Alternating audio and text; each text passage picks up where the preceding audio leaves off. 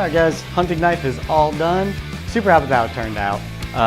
First off, using the bevel jig gave it a really good edge, really good plunge line. It looks like a professional knife. Like, it looks really good. I was very happy with how that performed. The handle looks really good. Using the torch to put those burn marks in, it gives it a really cool, like, rustic wilderness look that I really like. And then having these little brass tubing, I think looks really good. You can see right through them. Looks pretty good.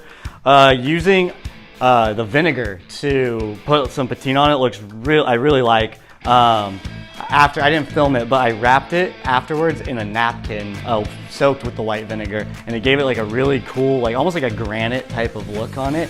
Looks super good. Really happy with that. Funny story with the handle. I had this old bandsaw that my grandpa gave me, and as soon as I started using it, it exploded. I got a pretty good cut right there, but it's fine.